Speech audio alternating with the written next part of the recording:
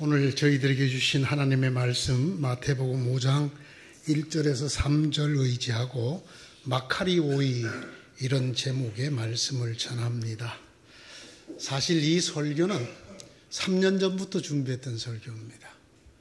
3년 전부터 이 말씀을 전할 마음을 주셔서 원고를 꺼내보다가 다시 집어넣었다가 또 꺼내보다가 다시 집어넣었다가 이렇게 하기를 3년 만에 이 말씀을 전하게 되었습니다. 이 말씀을 전하게 된 결정적인 계기는 지난주 화요일 저녁, 정확하게는 제가 수술을 마치고 병실에 누워 있다가였습니다. 내가 왜 그동안 이 말씀을 전하지 못했는가를 그때 깨닫게 되었습니다.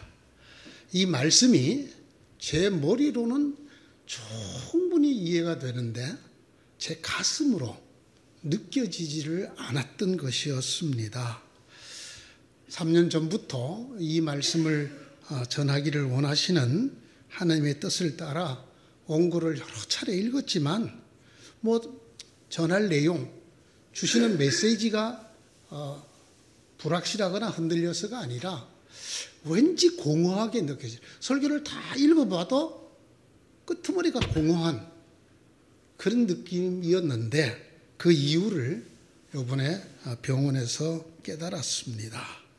말씀이 이 머리에만 맴돌 뿐 이 가슴으로 내려오지 않는 것이었습니다. 오늘 3절의 말씀인 마음이 가난한 사람은 복이 있다. 하늘나라가 그들의 것이다. 이것을 좀 더 원문에 가깝도록 번역을 하면 이렇게 됩니다. 복되어라 생명이 가난한 자들이여 하늘나라를 소유하였구나, 이런 뜻입니다. 복되어라 생명이 가난한 자들이여 하늘나라를 소유하였구나.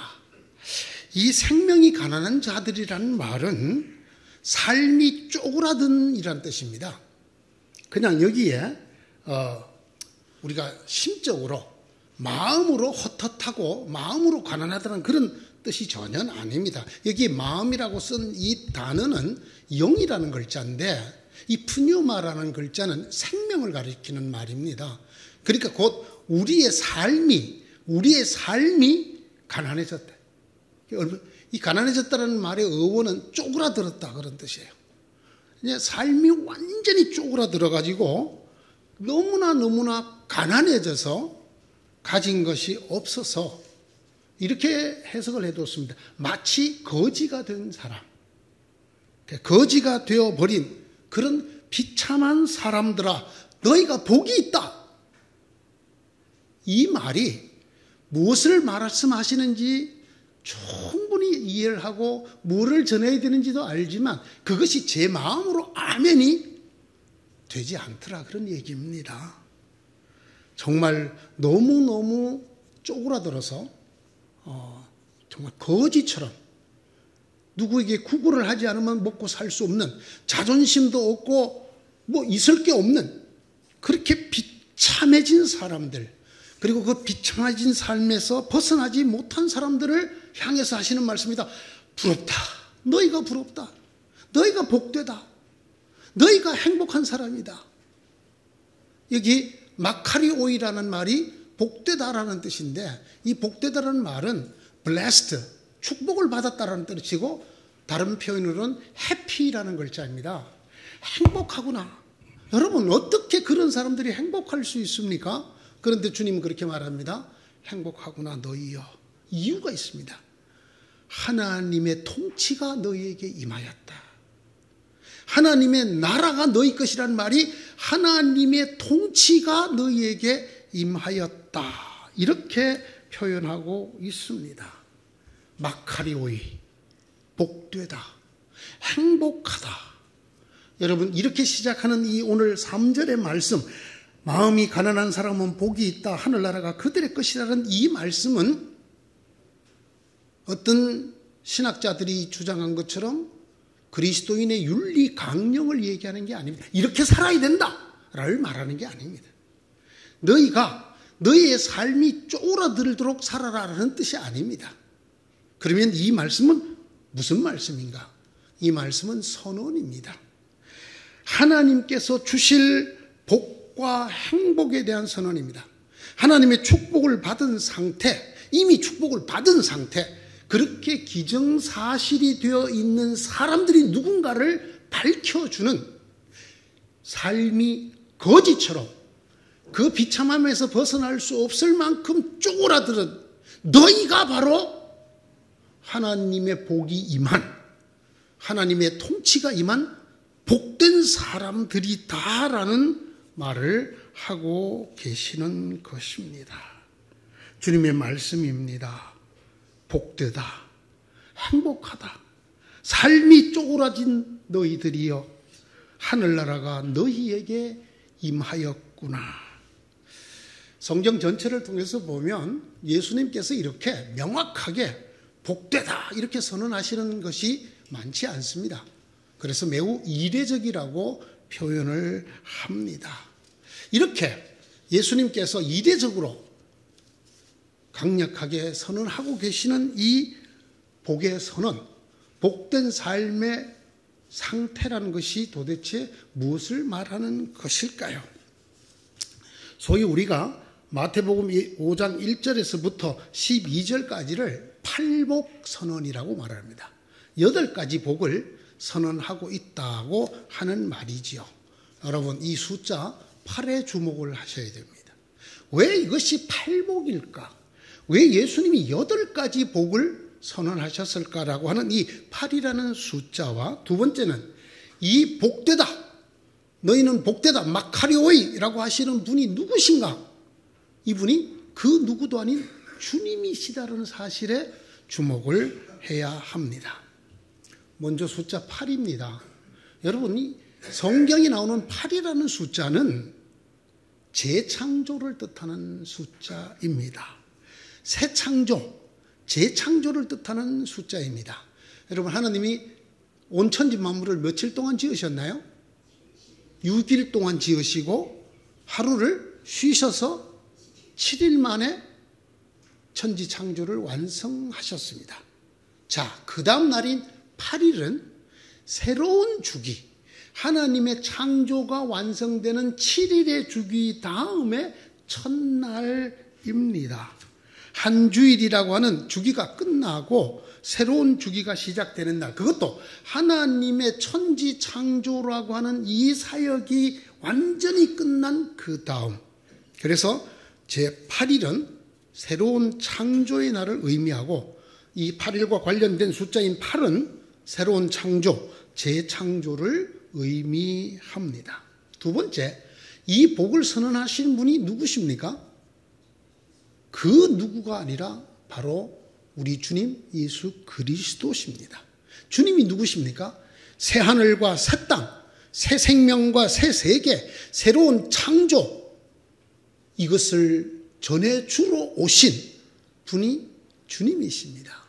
이 주님께서 새로운 피조물들에게 새로운 세계의 복을 선언하고 계시는 것입니다. 그러므로 이 마태복음 5장 1절에서 12절까지의 팔복 선언은 예수 그리스도 안에서 새 삶을 얻은 사람들, 마치 새롭게 창조된 피조물처럼 예수 그리스도 안에서 새로운 피조물이 된 사람들, 즉 그리스도인들을 향한 예수 그리스도의 복의 선언이라는 것을 알 수가 있습니다. 다시 말씀드리지만 이 말씀은 윤리 강령이 아닙니다. 이것은 이렇게 살아야 한다라고 우리의 삶이 이래야 된다는 것을 말씀하는 말씀이 아니라, 이렇게 살고 있는 사람은 행복한 사람이다라고 하는 상태를 선언해 주고 있습니다. 흔히 이 말씀을 많이 강의하거나 설교하시는 분들이 이렇게 말하는 분들이 많습니다. 이것은 예수께서 우리에게 주시는 새로운 계명이다, 이렇게 살아야 된다. 아니올시다. 이것은 그런 윤리 강령이 아니올시다.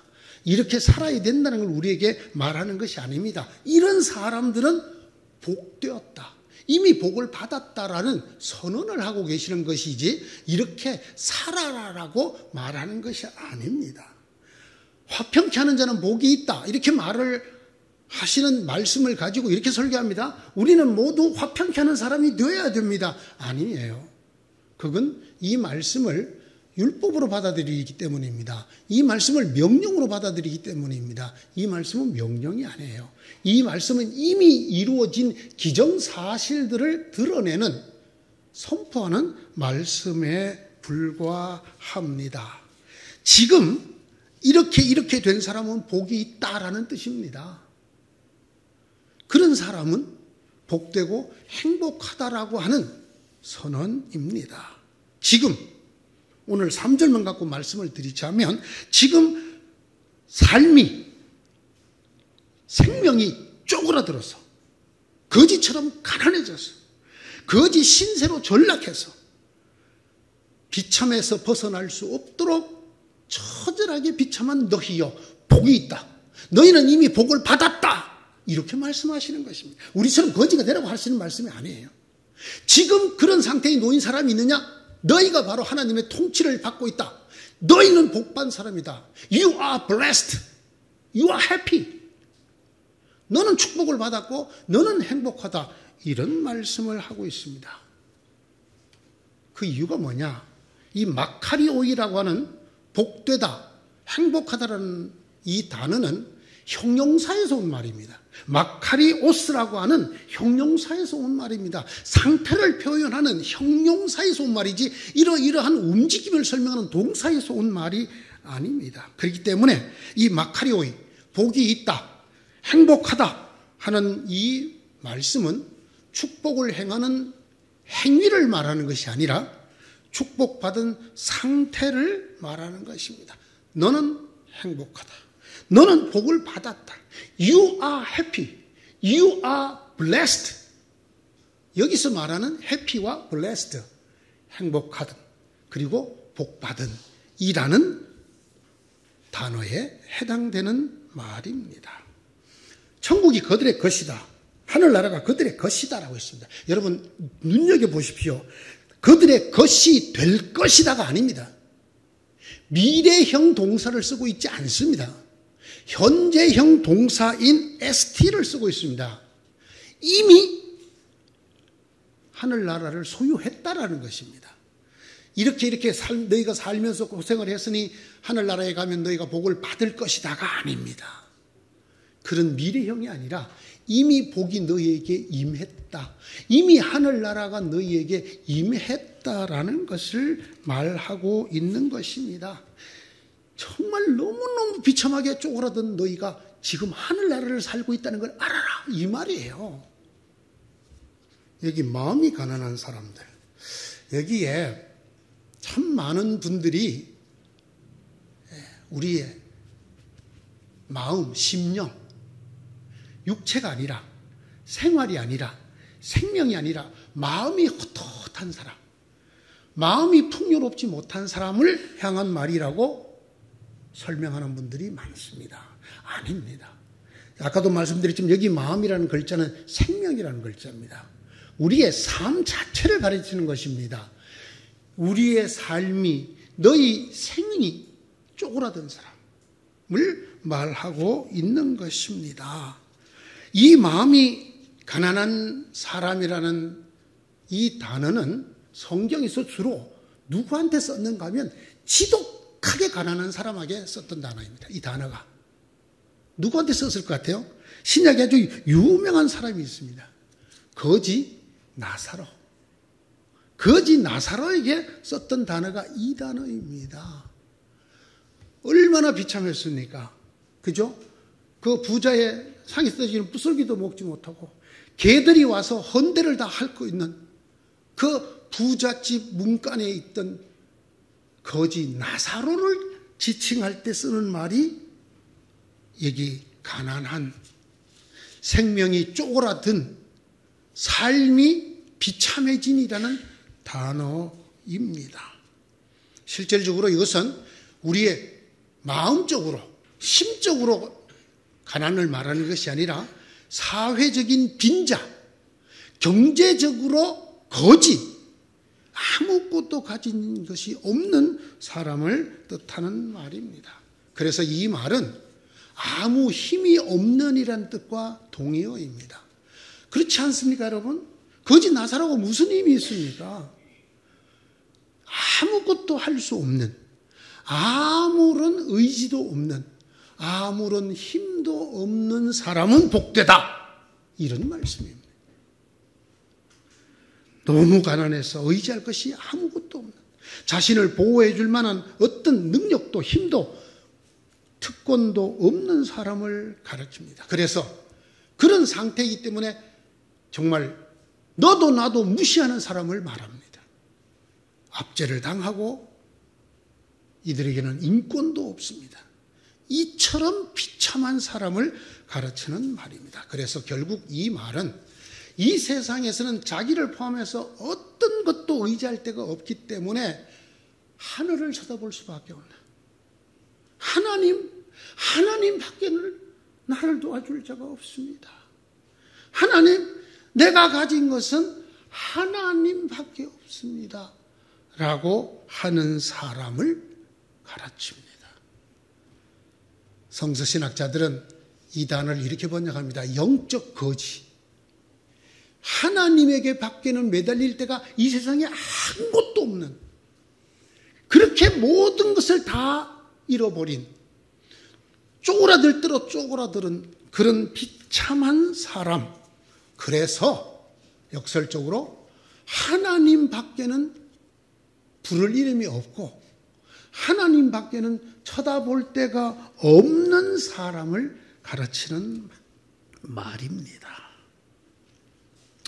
그날 그 병실에서 비로소 이 말이 제 가슴을 울렸습니다.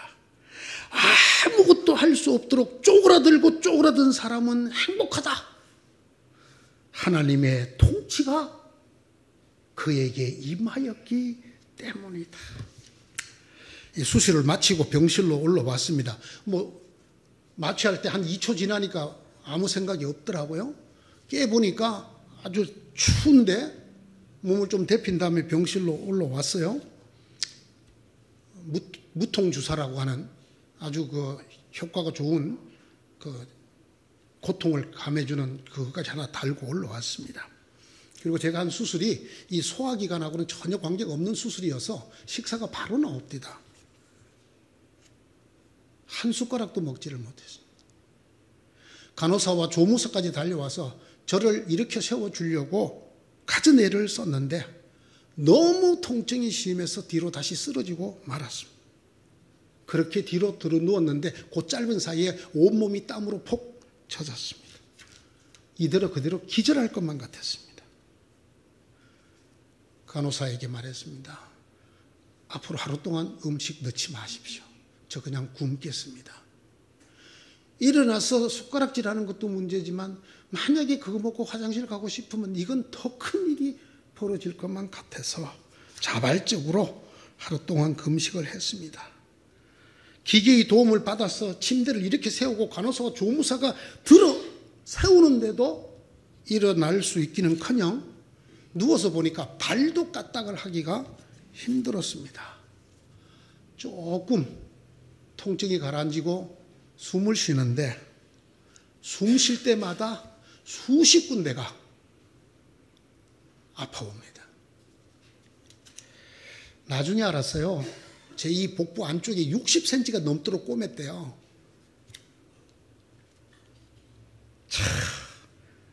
숨 쉬는 것도 이렇게 힘들고 고통스러우니 도대체 나는 어떤 존재인가? 네가 그렇게 그냥 큰 소리 외쳐 설교해야 되지만 숨도 제대로 못 쉬잖아 너. 이런 말씀이 쫙 제게 밀려 들어옵니다. 그러면서 정말 나라는 인간은 이런 수술에도 꼼짝을 못하는 참 무력한 존재이구나. 이런 생각이 들면서 숨 쉴 때마다 턱턱 통증을 느끼고 있는데 갑자기 찬양이 떠올랐습니다.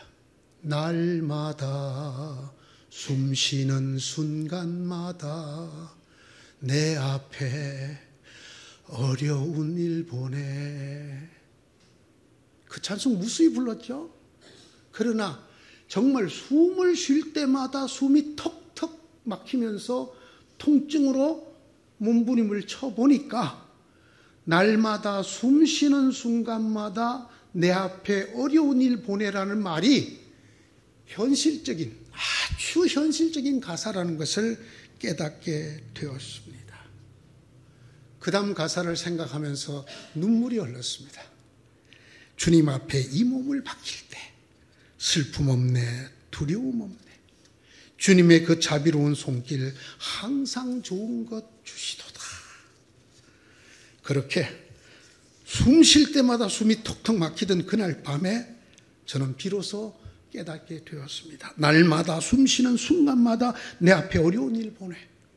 주님 앞에 이 몸을 맡길 때 슬픔 없네, 두려움 없네. 어느새 저는 산후에 깍지를 끼고 기도를 드리고 있었습니다.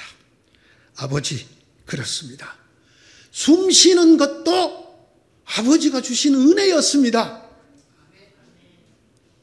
제 힘으로는 아무것도 할 수 없는 그런 존재입니다. 정말 저는 아무것도 가진 것이 없는 영적인 거지입니다. 아무 곳에도 의지할 데가 없습니다. 여러분, 그 병원에서 아무도 의지할 수가 없어요.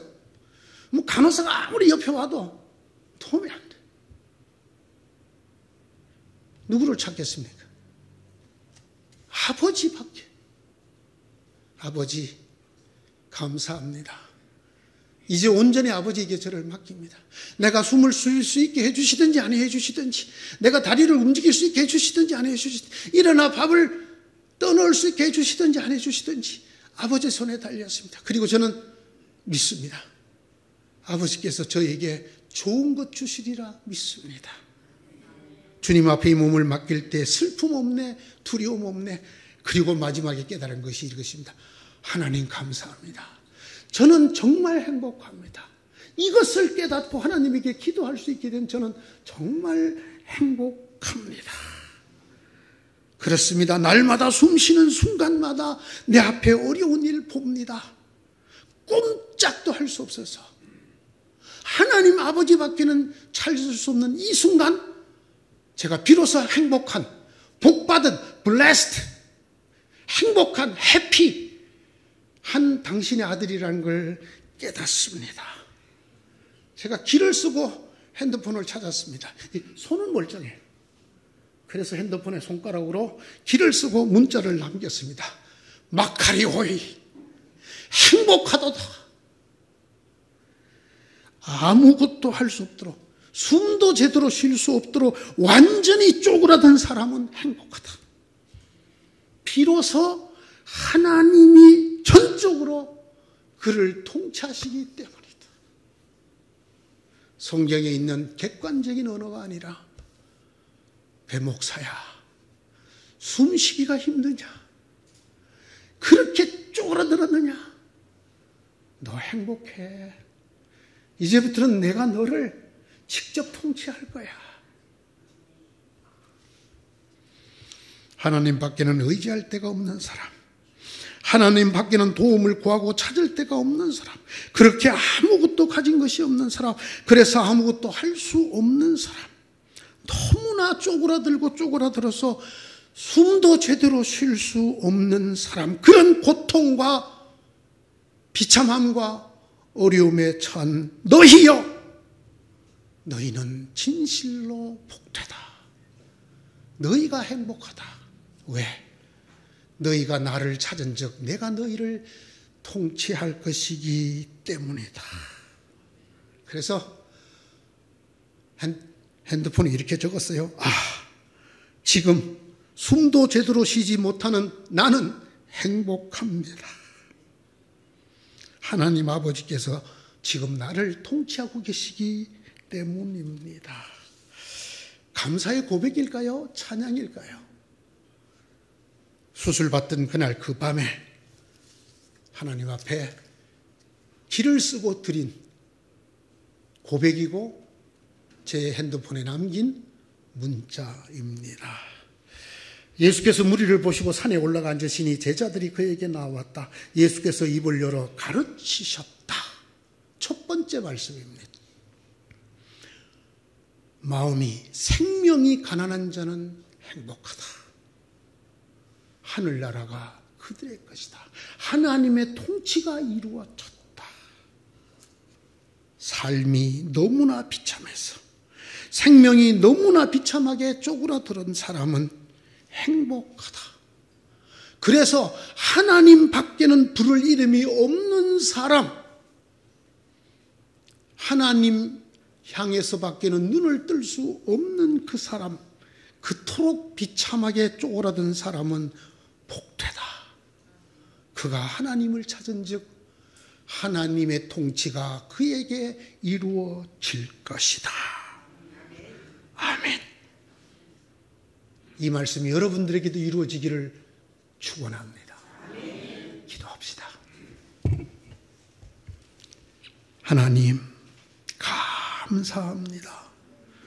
하나님의 말씀이 먼 다른 사람들의 얘기가 아니라 바로 우리를 위한 말씀인 것을 깨닫고 너무나 기뻤습니다. 그렇습니다. 세상 사람들은, 주님 없는 사람들은 내 소유가 넉넉하고 내 몸이 건강하고 내가 원하는 것을 다 가졌을 때 행복하다고 말합니다.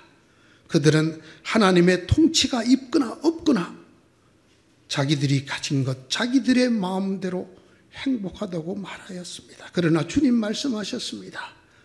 그런 것이 아니다. 가난하여도 가난했기 때문에 하나님의 이름 밖에는 부를 자가 없는 자, 그가 진정으로 행복한 자다. 왜냐하면 그에게 하나님의 통치가 이루어지기 때문이다. 주님, 우리 중에 너무나 고통스러운 자가 있습니까? 너무나 비참한 사람들이 있습니까?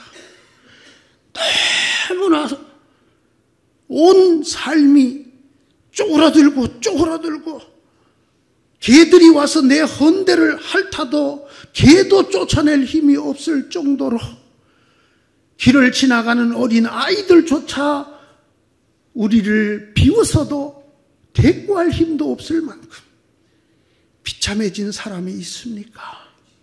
주님 말씀 그애들에게 주시옵소서. 너희가 바로 행복하다. 너희가 바로 복받은 자들이다.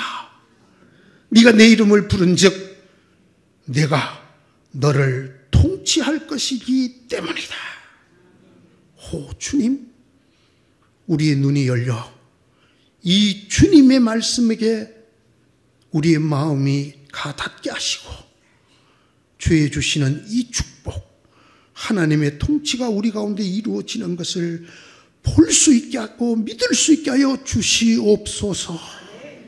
그래서 우리가 이 땅을 살면서도 이 땅의 상태에 따라서가 아니라 하나님의 통치에 의해서 우리가 복된 사람인 것을 깨닫고 또 느끼고 감사하며 살 수 있는 천국 시민 되게 하여 주옵소서.